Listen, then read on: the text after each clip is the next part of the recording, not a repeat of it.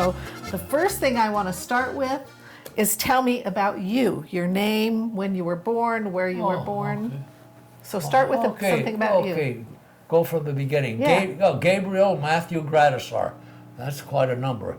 Born February 23rd, 1930. I was born in the last century, and I'm here today to tell you about that. Okay, I'm happy to be here, and I've loved to do outdoors. I love to do gardening, and my avocation was making sausage, and I did a great job there. I'm bragging on myself, but that is a fact. My son Matt was out in the county last week, and he was getting some fertilizer from this guy out in the country.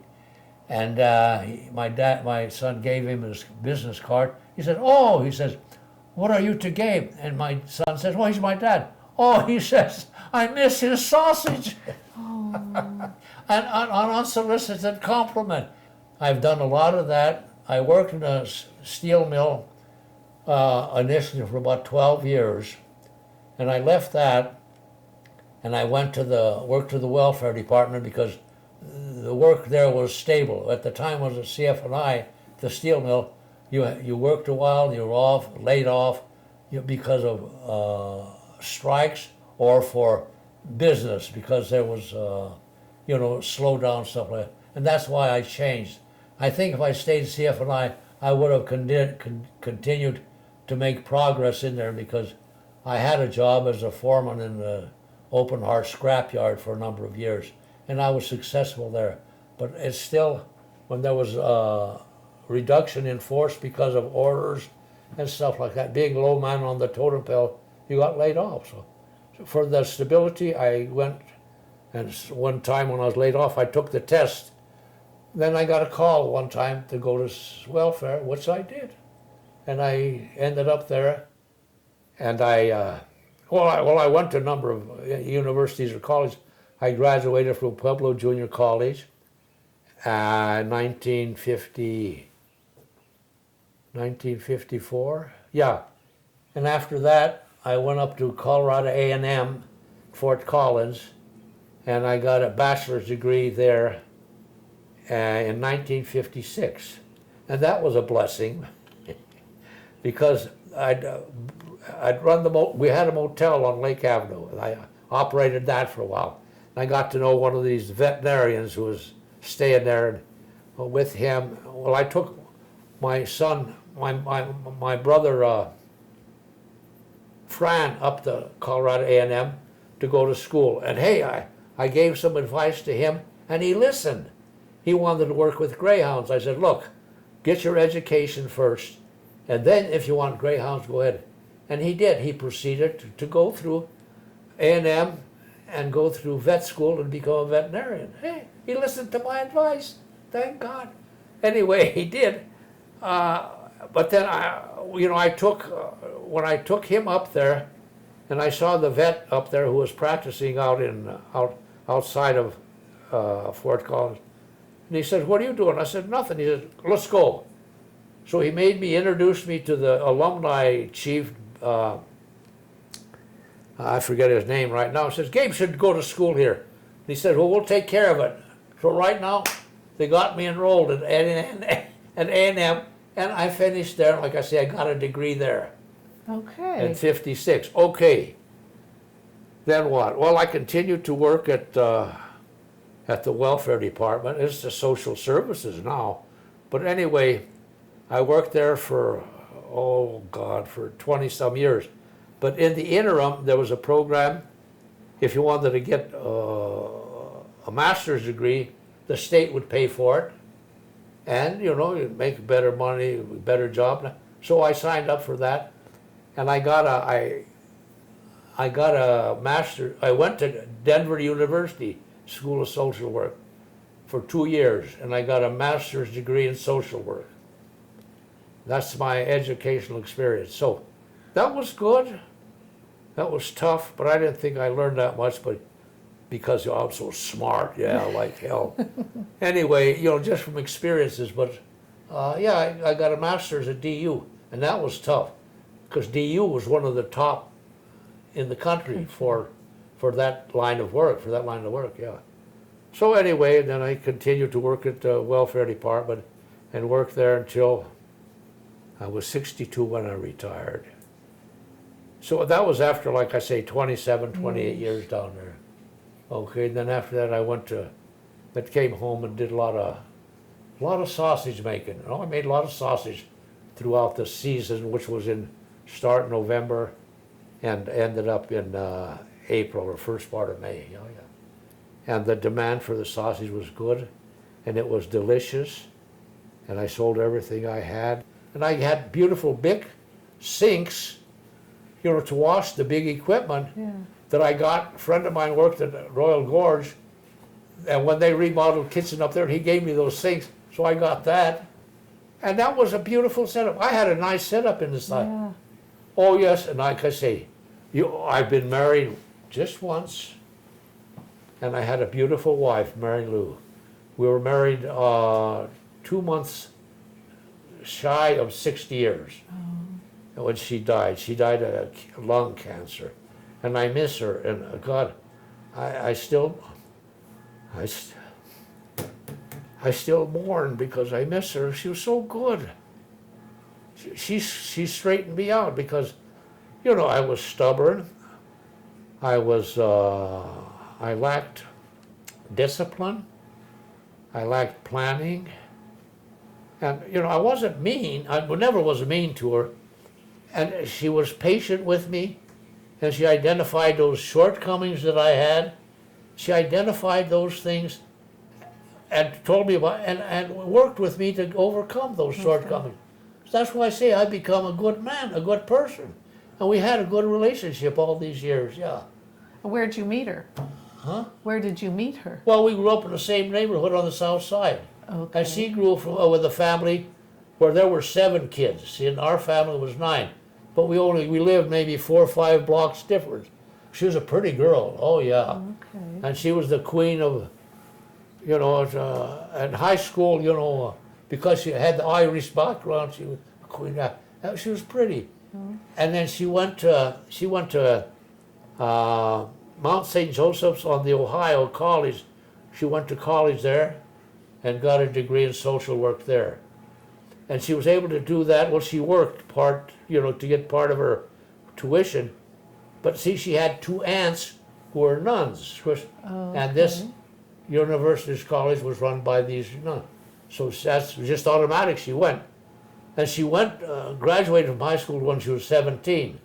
So she graduated from college when she was 21. Yeah. Smart, too. And committed, organized, dedicated. Oh my God, I would say she is perfect, but I know she wasn't, but I would say she was. For me, she was great. Okay, so let's start with your parents. Yes. Your father was Anton Gradisar, and your Yes. mother Anna Zakrisik. Right. And tell me a little bit about your father. Here we have his travel voucher from Slovenia to the U.S. In what year do we see? 1910. 1910. So do you know where he came from? Anything about his family? I know very little about his family, I'm sorry, because he never talked much about it, nor did my mom talk much about it. I knew more about my mom's family than his. I know, if I'm not mistaken, he had one brother who was over here with him at the time, and I think he died during the plague of 1918, was it? Yeah. Oh, okay. The Black Plague, yeah. Okay. And his name was Joseph. And I've tried to find out what cemetery in which he was buried, but I never found out. But I have a picture of a headstone with his name on it. Okay. Okay. Now, And he came here in 1910 to work in the CF&I steel mill. to work in the mill. Right, and he worked there for 39 years. Did he ever tell you anything about what it was like growing up? Oh, yeah. Oh, yeah. How And was- he was in the Austro-Hungary army for a year Oh, before he came here. before he came here, yeah. Okay.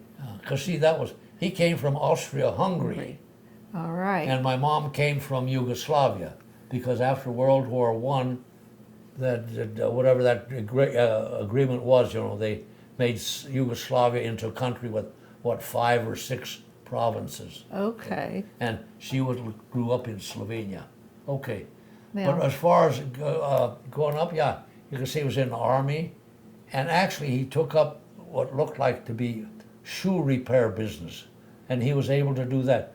Because when he was here and we were growing up, he repaired our shoes. oh, Yeah. he knew how to do that. Yeah, he knew how to do that. But he would, he'd get scrap leather from those guys who worked on those belts in the mill, get that leather, and he would bring it home and he'd cut it up, fix our shoes on it. Yeah. Steel worker. It shows that he came on the Megantic from Liverpool, England, Okay. and he was born, you know how to say this, Veliki Osolnik, Austria? How do you say that? You know how- Veliki Olesnik, yeah, Olesnik. Austria. And he came into Boston, Massachusetts on Oh my God. or about the 24th day of March. Okay. That sounds right. And he was born the 31st day of August, 1885. Right. And then here it says that he lived at 1212 Eiler Street in Pueblo. Is Yes. that where you were born, or did No, he no. live there? That was a room and board house that he lived in. Okay. I can tell. I've got pictures of that, and it's catty corner from the back of Eiler's bar. Okay. All We right. all know where that is. Yeah. Okay.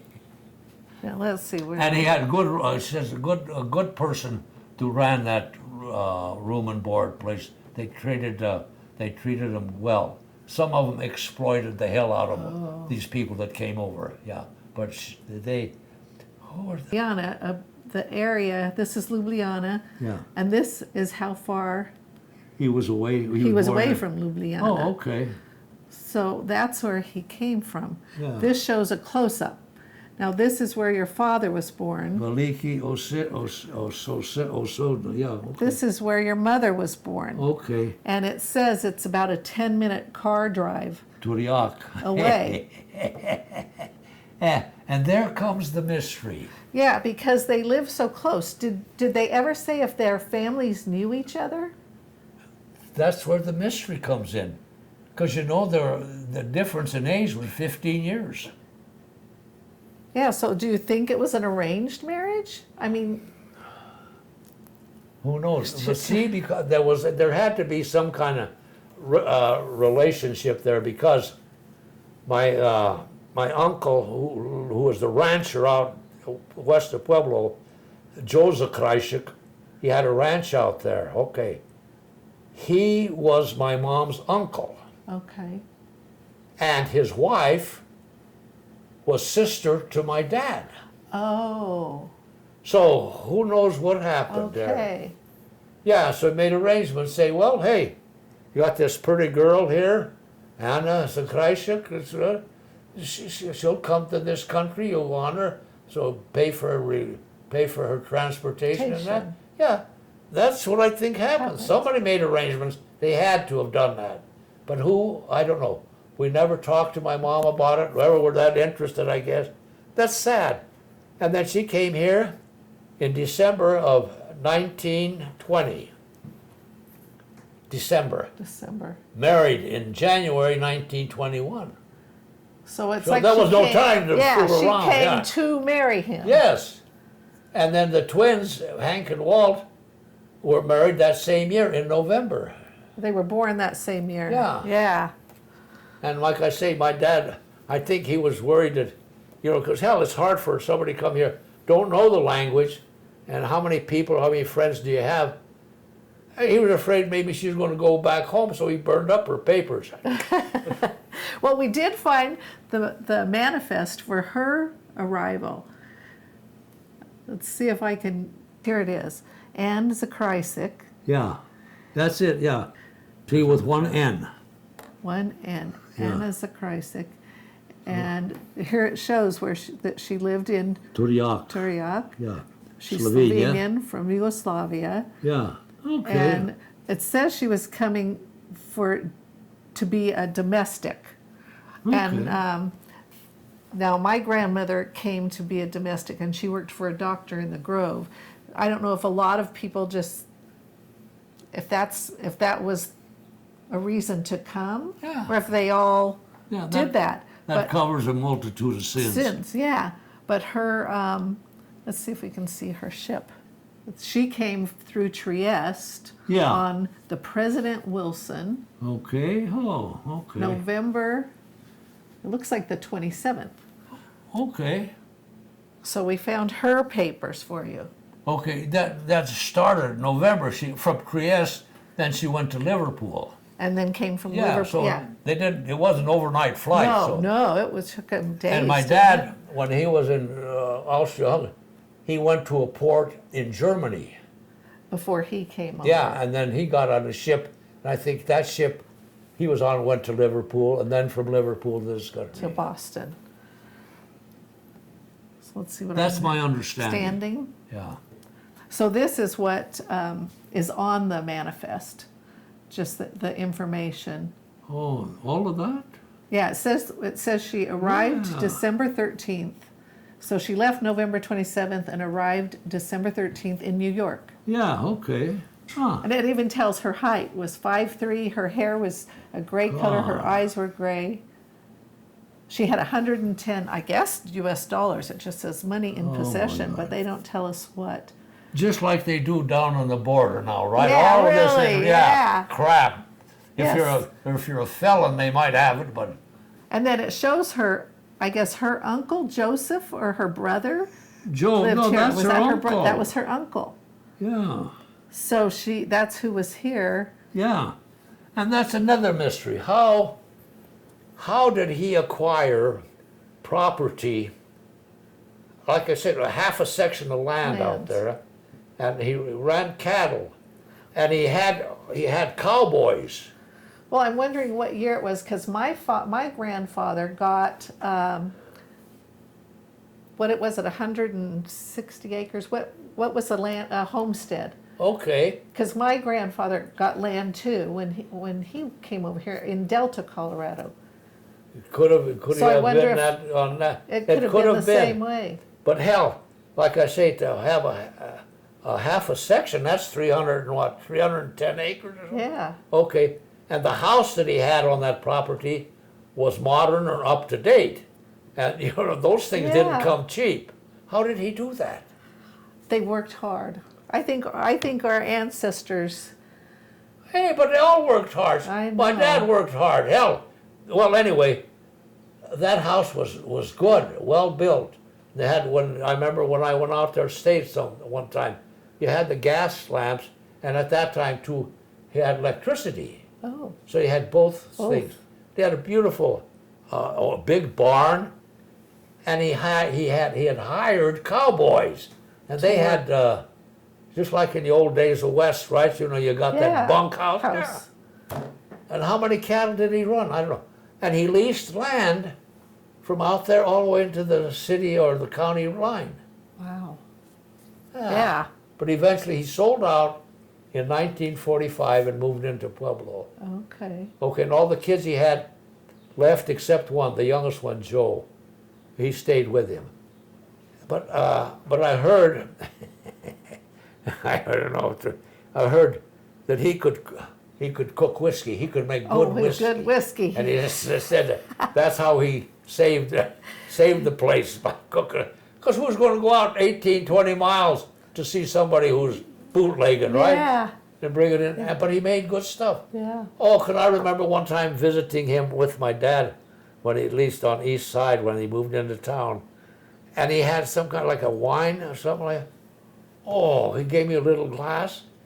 Oh, it was so good. Oh. And I says, could I have another one? He said, no, that's enough. That was enough. Yeah. Okay. Now let's see, what have we got here?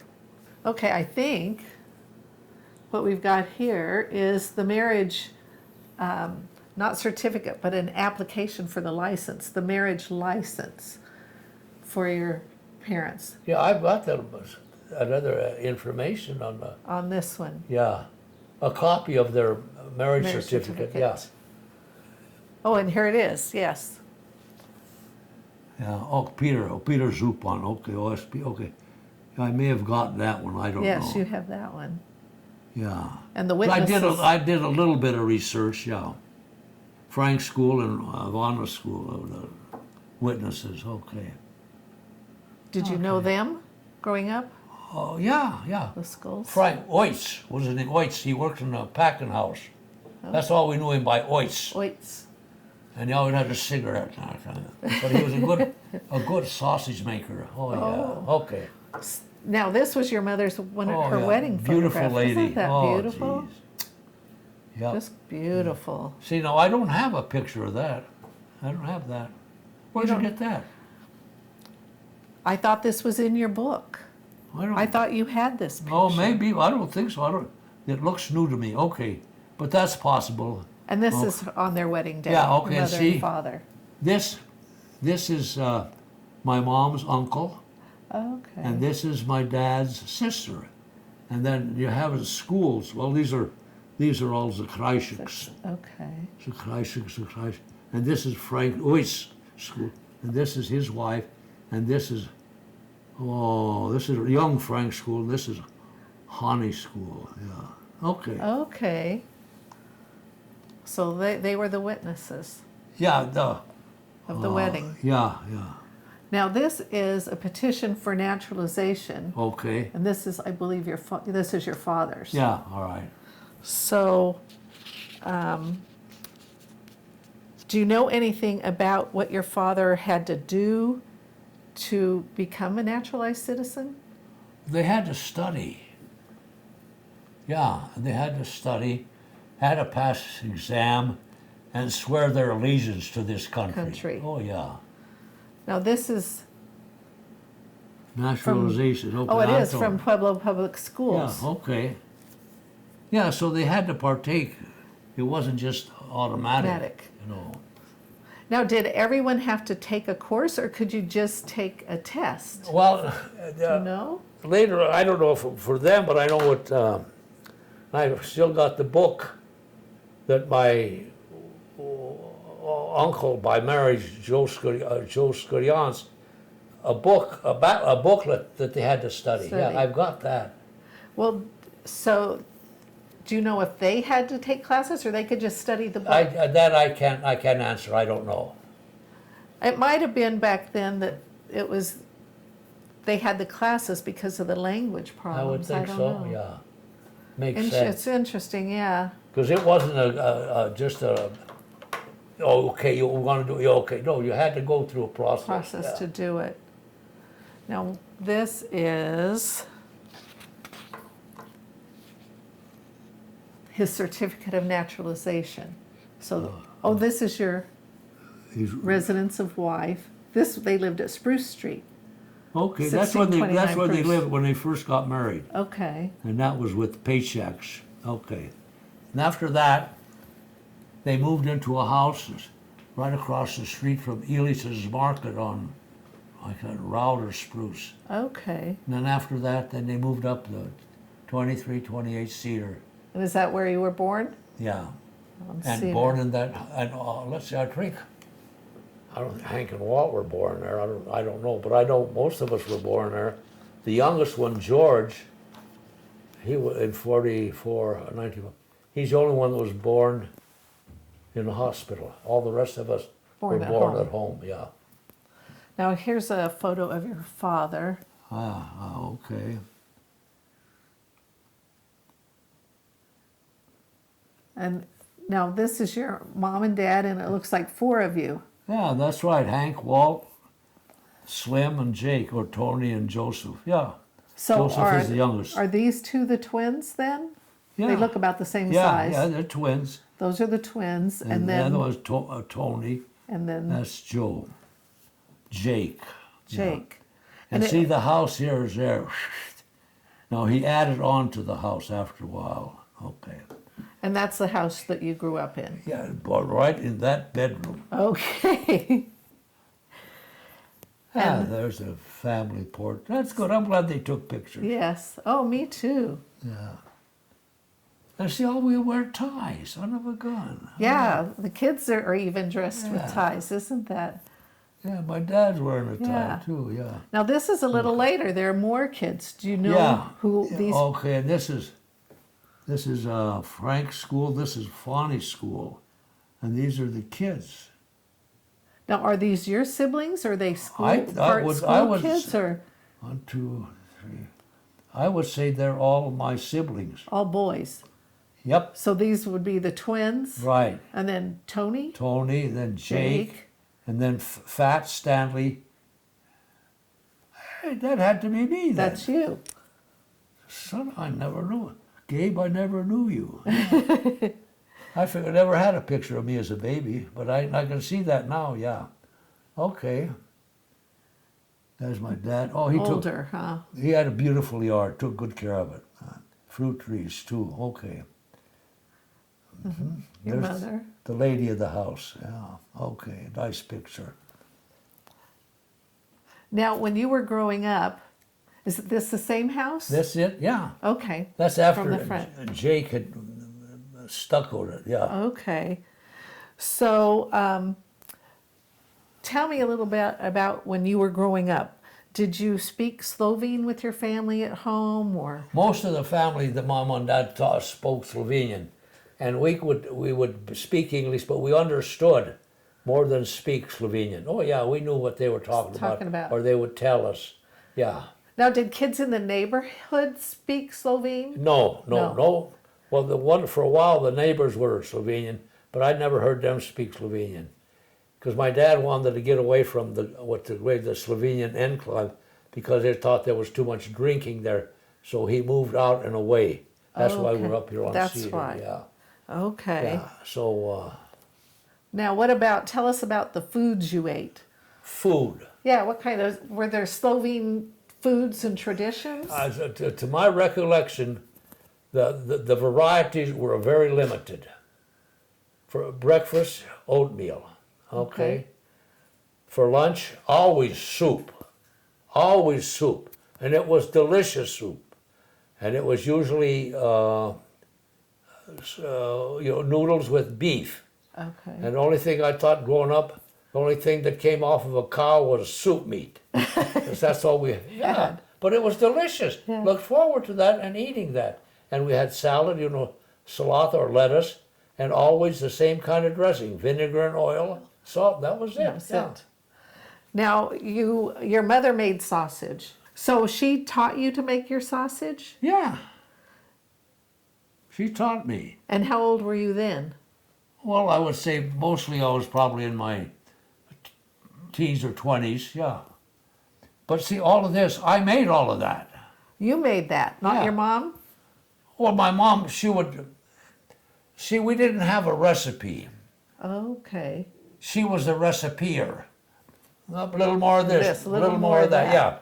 Okay, but then I was the one who did all the tying. Oh, yeah. Okay. I had it set up, so I developed, a system on the sausage table where I could do all the tying, yeah. Oh, yeah, she was a good helper. Oh, she was good work. And she cooked the rice the night before, and that was a hell of a job, tough job. So you put rice in? Is this the blood sausage or Oh, the this is kielbasa? blood sausage. Oh, yeah. Okay. She had to make that rack to dry out the blood sausage. Okay, yeah. Now, did she make patizza also? Did you learn Oh, to do yeah, that? she made good patizza, yeah. Because I know Tony and his family. Oh, yeah, they carried make on the great tradition. patizza. See, and my mom gave Lila and Slim the recipe to make the sausage. But Lila improved on it, so they make better sausage than my mom did. Or Oh, yeah, patizza, yeah. better patizza. And they make a lot. Oh, yeah. Yes. Okay. Yeah. Now this is you making the sausage with your mom? Yeah, that's the same thing, same place. Okay. Yeah, I'm the boss there. And of course I get a beer. Yeah. Oh, okay. That's what you're holding. Yeah, so, okay. And then this is my grandson Luke. I was breaking him in too. See, we're making meat sausage. Okay. He's a chiropractor now. He's the chiropractor. Yeah, he's a chiropractor.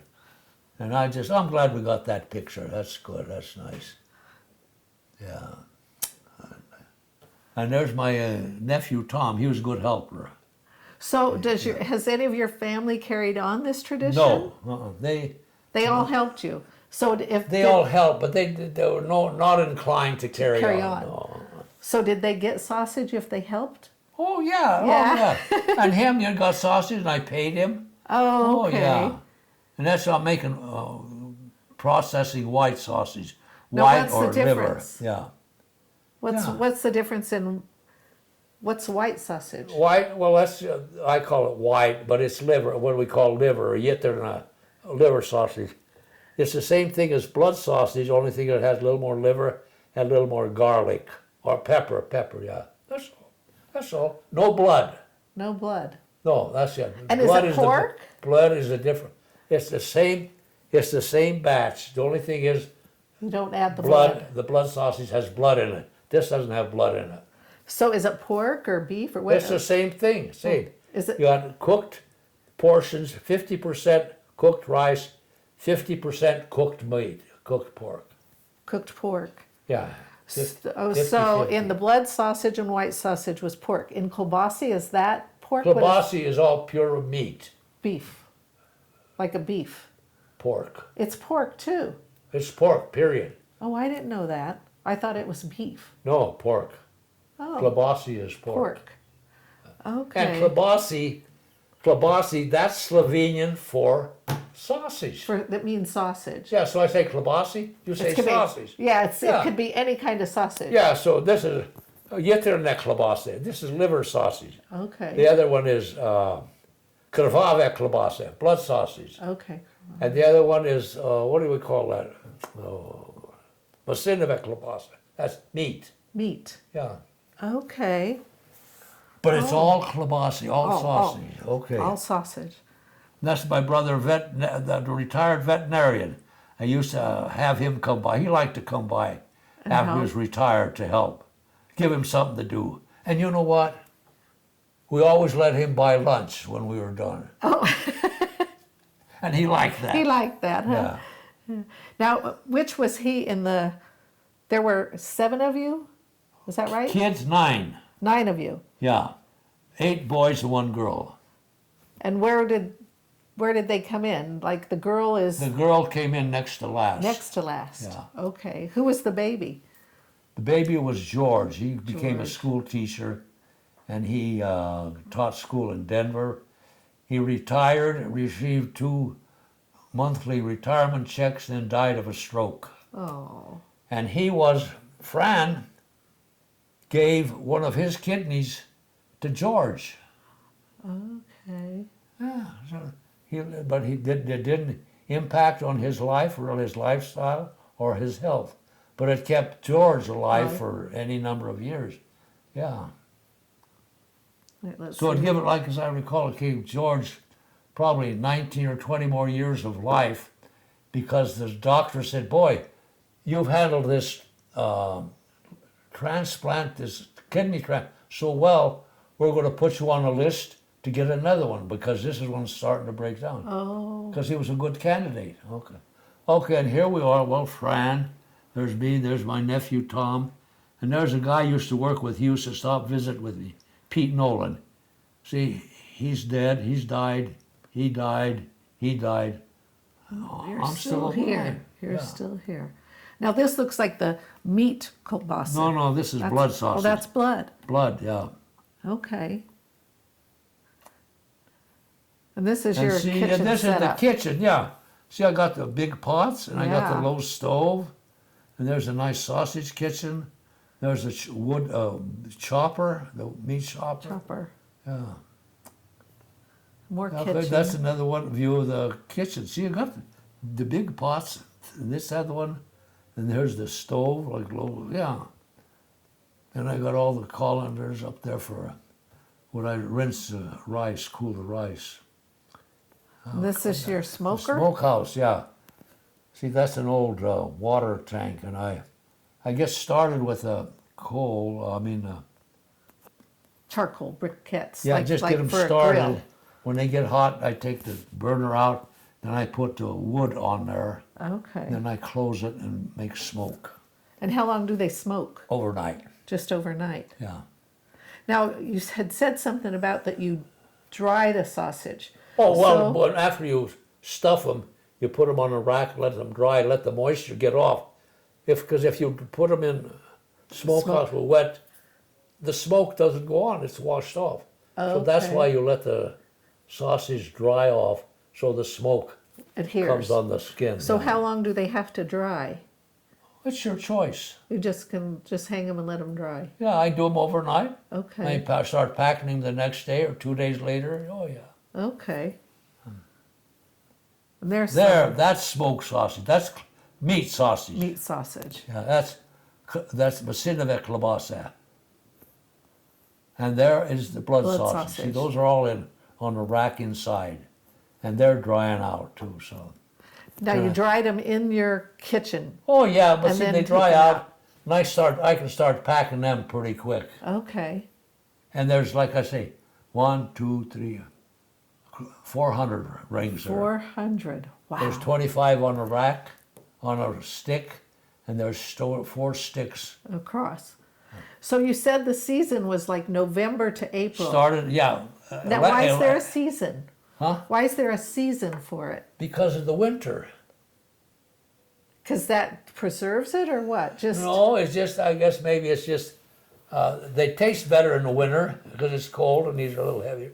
And that's what we used to do, start, with the winter weather and go to weather. And then when the winter weather is over, you stop. your stop. But I could do that, and I did that before when I was helping this guy on the sausage house on Prairie, that I would make sausage for him. So that didn't matter the season. Okay. But for me, the tradition, I guess. Tradition. Yeah, okay. Tradition. Just like the other Gradisars make petizza from what, like October, November till Christmas. Oh, yeah, especially for the holidays, right, and yeah. then they freeze Oh, it. they make a ton of it, and Yeah. it's good. Oh, yeah. Yeah. And now one of them is the mayor. Okay. Yes. Now, these are my uncles. This Well, let's your see. Okay, mom's Joe, brothers. Tony, and Carl. Now they stayed in Slovenia. Yes, they did, yeah. Do you know anything about them? Did they? Very little. I know Very very little. little about them. I know that Carl stayed on the farm, but Now- that's all I know. Were they in either of the wars? I don't know. I can't. Didn't know about that? I don't know anything about what they did. But they never came over. No. Not even to visit. Nope. Nope. But your mom stayed in touch with them all. Huh? Your mother stayed in touch with her family. Oh over yeah, there, though. she was They wrote regularly back and forth. corresponded. Yeah. Now this is where your aunt Frances, your mother's sister, was, I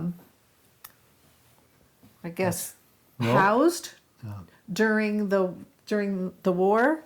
It's in The Austria. town, and do you know why they took people there? Why did they have to move out of their houses to these camps?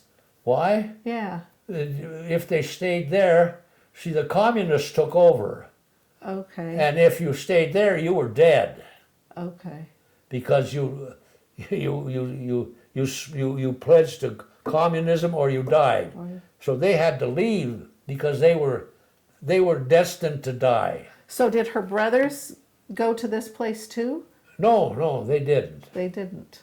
No, but when my mom visited once, and I think she talked to him about what was going on, and he says, "I don't want to tell you what I went through," so he never did. Told her. He never told her. No, Okay. but some were able to keep their lives, I suppose. But Yeah. Francis and Joe, they, like so many, they went over the border because first, it was under German rule, and then Italian rule, and then communist rule.